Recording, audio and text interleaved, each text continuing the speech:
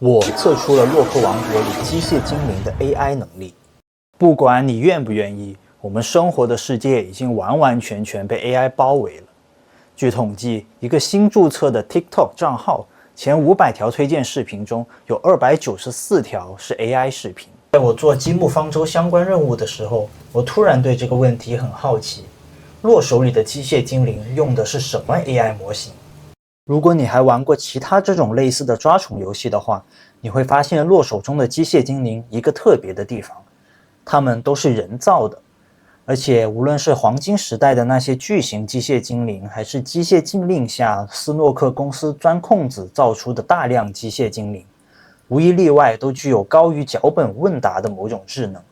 具体而言，就是能够对输入的信息进行思考，并输出相应的内容。脚本识别关键词在游戏里的一个典型案例就是遗迹里的那颗水晶球。以现在的技术来看，这种效果只能通过生成式的大语言模型来做到，也就是我们现在常说的 AI。那么我们该如何评估一个机械精灵所搭载的模型能力如何呢？在我们现实中，一个大模型通常涉及到以下5个能力。第一，上下文能力，模型很重要的一个指标。更长的上下文意味着 AI 能够处理更多的东西，更好的注意力机制说明 AI 能更准确地搞清楚当前的重点。第二，推理能力， AI 解决复杂任务的能力。第三，世界知识，顾名思义， AI 是否懂这个世界的天然或人为的一些知识，比如说科学知识或者说历史政治知识。第四，角色一致性， AI 是否能够保证自身角色行为逻辑等一致。最后，情绪模拟， AI 理解情绪并做行动或社交判断的能力。由于我无法像常规 benchmark 一样用题目去测试机械精灵，唯一的数据就是游戏中的剧情对话，所以我搜集了机械精灵在剧情中所有的对话，在剧情中出场的机械精灵，每一只根据它的对话表现进行5个维度的评分，而每个维度我也会分为0到4分来进行评价。4分是完美，0分则是完全不具备这方面的能力。在我搜集的所有机械精灵当中，主要角色总共有5位，台词从16句到65句不等。任务主要来自彼得工匠和 S2 赛季的马戏团任务。我们首先来看彼得那边任务出现的机械精灵。滋滋一共25句台词。滋滋是一开始彼得让我们去找了3个暴动精灵中的其中一个。滋滋认为彼得没有完全理解他们的真实需求，在主角带来食物之后，滋滋恢复稳定并感谢主角。到了甜水镇订单中，滋滋进行了升级，并在甜水镇开始了打捞工作。在最后的王国城堡订单中，滋滋已经完全融入了洛克的生活。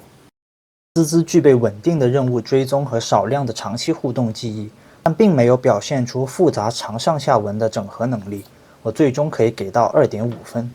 推理能力这边，滋滋具备明确的故障归因、因果链条等能力，但是没有表现出复杂规划或者抽象推理等能力，综合可以给到2.25分。世界知识方面，它能够调用本地菜谱资料，可以理解基本概念。最关键的是，它能够理解铁甲王复出这一带有机械精灵处境和社会背景的事件。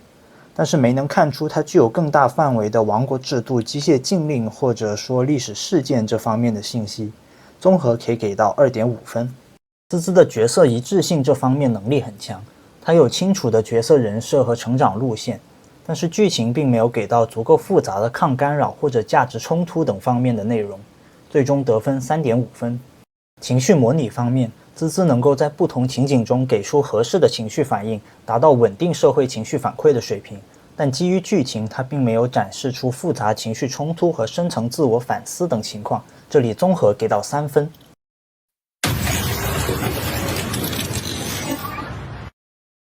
接下来是玄仔，一共33句台词。玄仔是工匠协会任务中第2个找到工作的机械精灵。在第1个任务中，玄仔落选给了滋滋，展现出了很强的好胜心。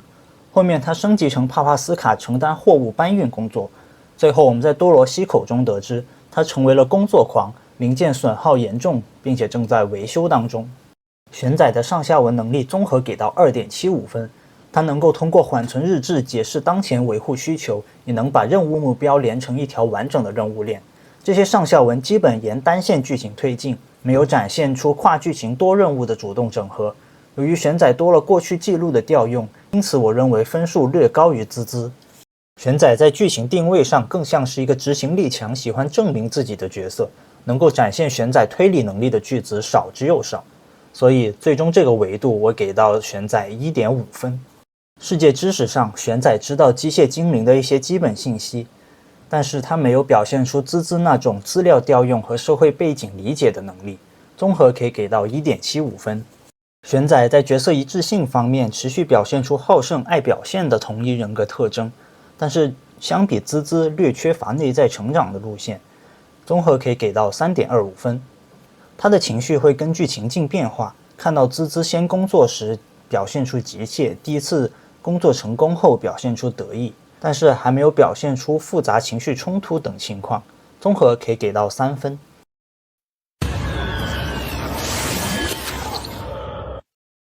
第三只机械精灵是咕噜噜。咕噜噜是一个总觉得自己会闯祸以及见到洛克就紧张发热的机械精灵。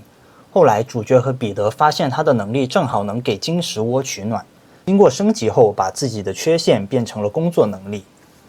咕噜噜相比前2个机械精灵，它的上下文最连续且最有前后呼应，几个任务中的角色关系和剧情发展都能完整的串联起来，综合可以给到3分。咕噜噜的推理能力和滋滋类似，能够做简单的因果判断和功能匹配，并且能够解释一些复杂问题，但同样没有表现出独立解决问题的复杂规划能力，综合可以给到 2.25 分。他的世界知识得分只能给到和玄仔一个水平的分数 1.75 分。他知道一些局部的机械精灵机制和材料知识，但是没有表现出任何任务背景相关或者更加大范围关于世界的知识。咕噜噜的角色一致性和情绪模拟都非常优秀。角色一致性方面我给到 3.5 分，在多个场景中都能稳定维持角色逻辑，面对彼得、主角以及工作场景时的反应也围绕着角色有所差异。情绪模拟可以给到 3.25 分，它能够识别不同的情境，并根据不同的情境产生相应的符合人设的情绪，超过了普通的情绪表达，带有一定程度社会性的焦虑和评价。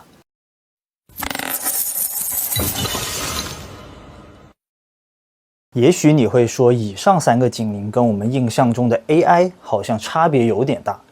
在洛手里，有没有类似现实中的 AI 那样存在明显 AI 味的机械精灵呢？答案是有的。在介绍最后2个主要角色之前，我们花一点篇幅来看看那些降智的机械精灵。首先是在彼得大道港口处，一个空军的钓鱼佬带着的机械精灵。主人，请不要灰心，我相信您只是陷入了一时的失意，相信您在后续的钓鱼事业中会重新掌握主动权，收获光明的未来。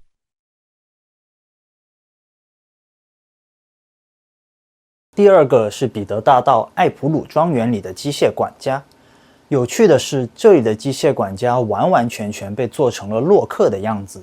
游客问他问题，他先是要求游客付费，然后下一个问题中涉及斯诺克的，他又拒绝回答。像这样的 AI 在现实中其实已经广泛运用了，有着严格的指令遵循以及限制。我怀疑这些机械管家甚至不是精灵，只是做成了洛克模样的机器人。不过洛克也可以说是一种精灵，那么机械洛克是一种机械精灵吗？接下来要分析的机械精灵是彼得工匠任务中的最后一个，也是经历过机械精灵叛乱以及机械精灵禁令的一个精灵。铁甲王在100多年前的战争中，一次次的从被污染的机械精灵中救回主人，但是后来却被主人抛弃。在主角与彼得的帮助下，铁甲王重新接受与洛克一起工作和生活。铁甲王虽然在背景设定上是个分量很重的角色，但是其台词数量并不多，总共只有21句。这里稍微提一个可能是后续剧情中的伏笔。在一开始跟沃尔克老师接任务的时候，沃尔克提到传言称彼得是彼得大道创始者的孙子，也有人说就是他自己。结合铁甲王任务中彼得亲口说的把铁甲王交出给前主人是他的决定，可以看出彼得很可能很多年前就已经存在，并且当时就有能力制造和交付铁甲王这样的机械精灵。铁甲王的上下文能力可以说非常的强，不仅能够追踪当前状态和任务目标，还能准确关联记忆中的事件，其上下文深度明显强于之前介绍的那些机械精灵。但是也有可能由于铁甲王长期休眠，没有持续接受外部事件，也就是说没有信息输入到他的上下文。考虑到这一点，最终我们可以给到 3.25 分。由于铁甲王的台词并不多，缺乏足够有效的台词来判断其推理能力。从仅有的台词来看，铁甲王具有一定的思考深度，比起之前的机械精灵，铁甲王的推理能力更具有社会语境。我决定给他 2.5 分。铁甲王的世界知识直接涉及到战争历史以及王国的政治，明显超过之前只知道部分概念以及任务背景的机械精灵，可以给到3分。尽管他的台词确实并不多。角色一致性和情绪模拟，铁甲王都可以给到 3.75 分。他从出场到任务结尾始终维持着同样的角色逻辑，曾经忠诚保护主人却被抛弃，因此变得否认未来。被主角和彼得说动后，愿意重新成为护卫，但又顾虑着要不要进入契约关系。被可利西亚接纳后，以合作者的形式工作。角色形象非常丰满，并且有着完整的长期心理线。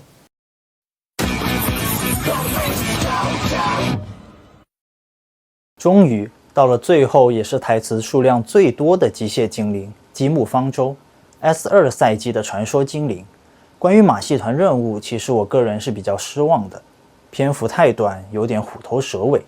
不过截至目前，积木方舟也是塑造最丰富、体量最大的一个机械精灵。它最早是斯诺克父亲制作的第一只精灵，后来悄悄跑出了公司，遇到了童年的希洛，约定创造大陆最棒的马戏团。在心脏分裂、马戏团陷入沉睡之后，通过成员们的热情、友情和勇气，让马戏团重新活了过来。在剧情的最后，假装被控制，演了一出戏。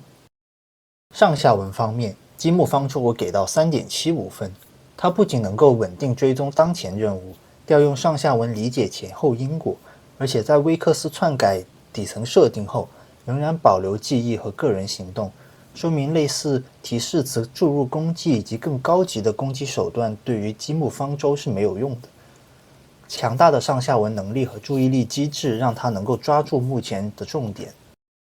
它的推理能力没有停留在简单的因果推理中，而是围绕马戏团停摆这个问题，提出让心跳恢复跳动的假设。在成员的支线当中，也体现出其任务规划能力。最后的威克斯事件中，在面临突发的复杂状况时，能够迅速制定战略。到了结尾的剧情中，能够反转自己任务一开始的假设，有着很强的抽象推理能力，综合可以给到 3.5 分。积木方舟的剧情台词中体现世界知识能力的不多，看不出其有着广泛的世界设定或者历史制度等知识。涉及世界知识方面的台词主要集中在马戏团、魔法知识以及关于诺斯克的人物关系上，综合只能给到 2.75 分。下一个维度，角色一致性。积木方舟这方面非常强，在不同场景都能始终保持同一个角色核心，主动保护和鼓励马戏团的成员，并调解成员间的矛盾。而面对反派篡改的压力场景下，仍然以忠于角色形象的方式来行动。他的身份、动机、语气和反应逻辑，无论何时都是高度一致的。角色形象非常的丰满，所以可以给到满分4分。而情绪模拟，我认为它这个方面是要比铁甲王的分数略高的。最重要的地方在于剧情结尾，它对于心脏意义的重新理解，通过整个马戏团复兴完成了对自己、团员以及马戏团的反思。但是考虑到真正拔高这一项评分的只有结尾的这一小段，可以说样本量并不充分。我决定给到和铁甲王一样的 3.75 分。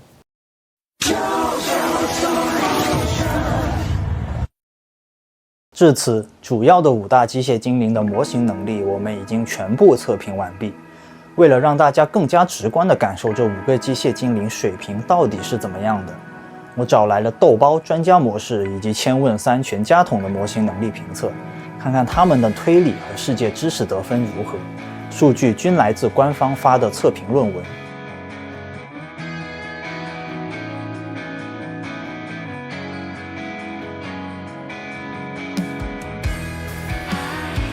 以上就是本期视频的全部内容了，我是卓卓，我们下期再见。